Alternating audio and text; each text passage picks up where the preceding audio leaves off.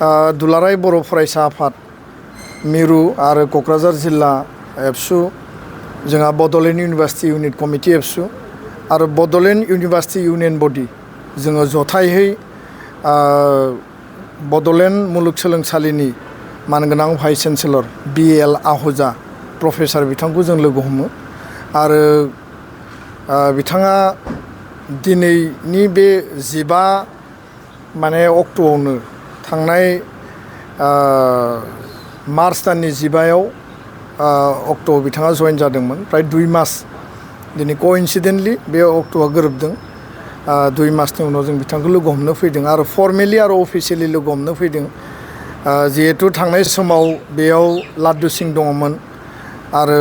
लाड्डु सिंनि नेतृत्वआव मुलुगसोलोंसालिनि जि इसिङारि आरो बायजोआरि जि थासारि जथेस्थ' गाज्रि जाबायमोन जायनि थाखाय फरायसा फरायसुलि बिटिआर ओनसोलनि रायजो राजा आरो दुलाराय बर' फरायसा आफादा बिनि हेंथायै माखासे खोथा जोङो जि एलिगेसन दङमोन बेखौ बिथा खालामनानै बेखौ सोलायनांगौ होननानै जोङो दाबि होनो बाध्य जादोंमोन आरो दाबि बायदियै आसाम सरकारा बिथांखौ बोखारदों जों बिनि थाखाय आसाम सरकारखौ दिनै फिन धन्यबाद होयो आरो BL आहूजा बिथाङा इन्टारभिउनि गेजेरजों बिथाङा गोदानै एपइन्टमेन्ट मोनदों बिथाङा जोंनि जायगानि नङा किन्तु जोंहा अरायबो गोथौहै आरो स्ट्रंलि जोंनि जि दाबि बे दाबिया जाबाय जे बड'लेण्ड मुलुगसोलोंसालिया बर' हारिनि जातीय आन्दलनजों आलादा रायजोनि आन्दलननि उनाव गायसनजानाय मुलुगसोलोंसालि आरो लवार आसामनि बा बिटिआर रिजननि बे गोग्लैसोनाय ओनसोलनि मोनसेल' हायार इनस्टिट्युट आरो प्रिमियार आरो लिडिं बे मोनसे प्रेस्टिजियास इनस्टिट्युट दा बेखायनो बड'लेण्ड इउनिभार्सिटिनि सायाव बर' रायजो राजाजों लोगोसे बिटिआर ओनसोलनि रायजो राजाया मोनसे सिमां आरो मोनसे मिजिं दङ जाहाथे गावबा गावनि गथ' गथाया बेयाव पोस्ट ग्रेजुवेट आरो बाखि कर्स लानानै मोजां सोलोंथाइ लानो हायो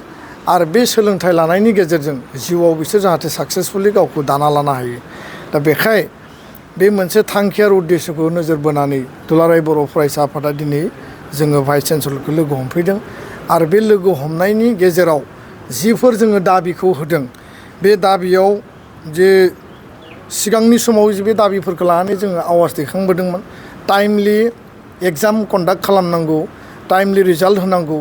एग्जामनि नटिफिकेसना सम मथे जानांगौ आरो लोगोसेयैनो रिजाल्ट डिक्लेरेशनाव कुनु कारनाव डिले जाया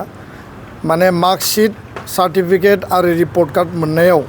कुनु कारनाव जाहाथे बियो लेहेम जाया जायनि थाखाय थांनाय समफोराव कलकाता दिल्ली बा गुवाहाटीनि गुबुन गुबुन मुलुगसोलोंसालियाव सिलेक्शन जासेयावबो गोबां स्टुडेन्टआ आन्डार ग्रेजुवेटनिफ्राय जायफोरा PGआव एडमिसन लानो गोनांमोन बिसोरो बन्सित जानो गोनां जादों बे बिथिंखौ जों बुंदों आरो गोबां स्टुडेन्ट जायफोरा डिजार्भ जायफोरा मेरिट बिथांमोननि रिजाल्ट गाज्रि जानायखौ नोजोर बोनानै आरो बेखौ गोबां दावराव दावसि थांबाय एफिलिएटेड कलेजफोरनि आन्डाराव दा बै जे 40% जे पलिसि दङ बे पलिसिखौ दिनै इउनिभार्सिटिया माइनर माबा मोनसे कारेक्सन खालामदों एडजास्टमेन्ट खालामदों किन्तु फार्दार बे पलिसिनि आधाराव कुनु जाहाथे जोंनि स्टुडेन्टनि रिजाल्टआ गाज्रि जाया आरो बिथांमोना जिउआव आस'खान्दा जाया बन्सित जाया बिनि थाखायनो जोङो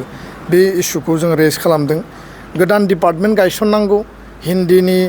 डिपार्टमेन्ट बेंगलि नेपालि हिउमेनिटिस हिसाबै बे डिमान्डआ दंखायो बर' डिपार्टमेन्टआ जेरैबायदि दङ बयबो हारिनि राव लेंगुवेजआ बेयाव थानांगौ जोङो लुबैयो लोगोसेनो प्रफेशनेल जिफोर कर्सेस MSW फिजिकेल इडुकेसन बा नोङो माने मास्टार अफ लाइब्रेरि साइन्सेस मास कमिउनिकेसन एन्ड जार्नालिजम फिल'सफि ससिय'लजि बे डिपार्टमेन्टफोरखौ जोङो दिनै गायसननो थाखाय रेज खालामदों आरो बेनि अनगायैबो इनफ्रास्ट्राक्चार डेभेलपमेन्ट एडिशनेल क्लासरुम नांगौ आरो इनटेक केपासिटि जि एडमिसन बे एडमिसननि इनटेक केपासिटिखौ बांहोनांगौ खारन बहुत स्टुडेन्टआ बेयाव एडमिसन मोननो थाङा 30-35 इनटेक केपासिटि गोबाङा बेनिफ्राय बन्सित जानानै अपेन स्कुल बा डिस्टेन्स लार्निङाव डिग्री लानो गोनां जायो दा बेखायनो जोङो एडिशनेल क्लासरुम बानायनांगौ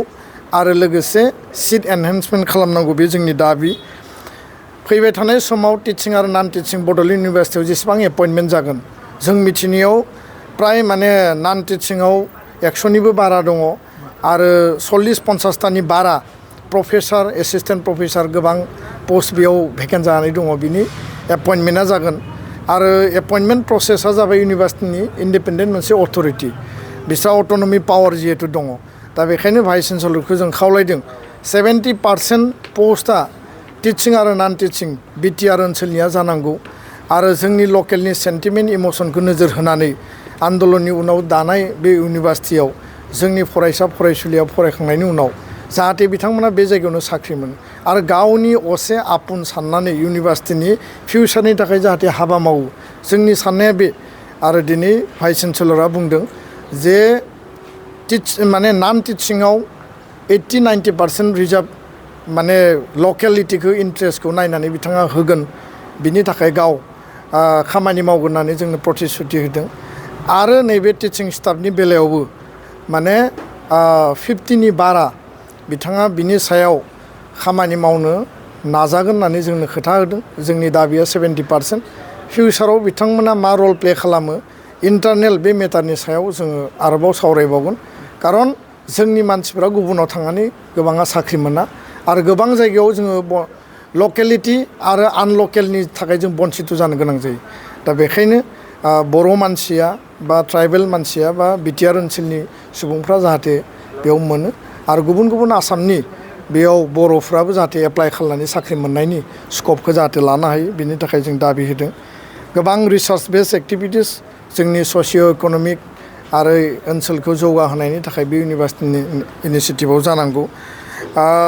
दुलाराय बर' फरायसा आफादा मोनसे जि दाबि दङमोन आरो थांनाय समाव बे दाबिखौ रेजिस्टार बिथाङा माने एक्सेप्ट खालामनानै आथिखालनि रेजिस्टारनि इनिसियेटिभआव मोनसे एलटमेन्ट होनाय जादों बड'लेण्ड इउनिभार्सिटियाव एबसुआ बड'लेण्ड मुलुगसोलोंसालि प्लेसमेन्ट सेलजों जथाय लोगो नांनानै बेयाव सिभिल सार्भिस अरियेन्टेसन मोनसे केम्पास गायसननाय पार्मानेन्टलि आरो बे एलटमेन्टखौ लानानै दिनै जों गोथौयै गुवारै सावरायबाय 15 जुननि उनाव मोजां सान लानानै बड'लेण्ड मुलुगसोलोंसालियाव सिभिल सार्भिस आरो मेडिकेल इन्जिनियारिं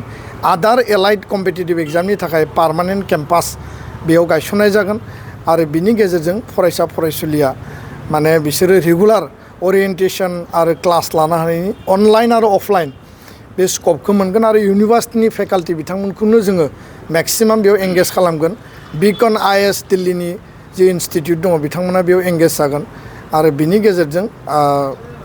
बे बिथिङाव जोङो मैखोमै खामानि मावनो हागोन होननानै जों मिजिंथिदों दिनैनि सावरायनाया माने गोजोनथाव आरो मिजिंथिदों जे जिखिनि जेंनाफोरखौ जोङो रेज खालामदों बे जेंनानि समाधान जागोन आरो भाइस चेन्सेलर बिथांखौ बुंदों जे सोमावसारनायनि सहिदनि बिनिमयाव गायसनजानाय बड'लेण्ड मुलुगसोलोंसालिनि फिउचार भिजनखौ लानानै बिथाङा खामानि मावनांगौ लकेल इन्ट्रेस्ट बिटिआरनि इन्ट्रेस्टखौ लानानै खामानि मावनांगौ आरो स्टुडेन्टनि फिउचारिस्टिक जि मोनसे बिसोरनि सेफगार्ड आरो बिसोरनि इडुकेसनखौ लिड खालामनायाव बेखौ नोजोर बोनांगौ आरो खुनु कारनाव इउनिभार्सिटिनि इन्टारनेल आरो एक्सटार्नेल बिथिङाव बेबायदि गोदान थासारि थांनाय समाव जिफोर एक्सपिरियेन्सखौ जों नुबाय बे थासारिफ्रा जाहाथे जाया आरो मोनसे टीम इउनिभार्सिटि हिसाबै vice chancellor registrar academic registrar controller जथायै जाहाथे बिथांमोना खामानि मावो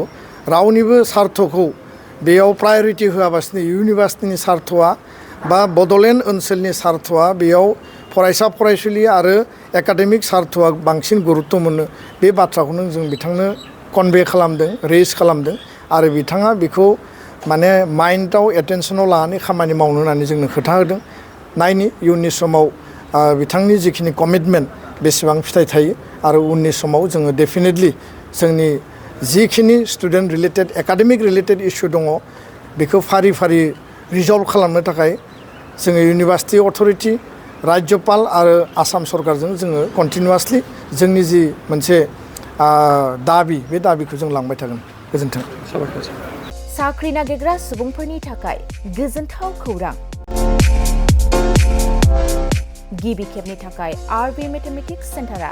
बाक्सानि सदर मसलपुराव गासै कम्पिटिटिभ एग्जामनि थाखाय गोदानै कचिं सेन्टार बेखेवनो थांगासिनो दं जायफोर सुबुंफ्रा गोजान जायगायाव थांनानै कम्पिटिटिभ एग्जामनि थाखाय कचिं लानो हायाखैमोन बिथांमोना बे बारनिफ्राय बे कचिंनि खाबुखौ आरबि मेथामेटिक्स सेन्टारनि जोहै मसलफोराव मोननो हासिगोन। बे कचिं सेन्टाराव बिथांमोना direct requirement 3rd and 4th grade railway SSC army GD Agniveer bank police आरो टेट आनजादफोराव जिरायनो हानाय बायदि रोंगौथि गोनां फोरोंगिरिजों फोरोंथाय होनाय जागोन। बे कचिं सेन्टारनि सोमोन्दै आबुङै मिथिनो थाखाय 9101450597 6900584714 आरो 9365132228 जानबुं अनजिमायाव खौरां लानो हागोन।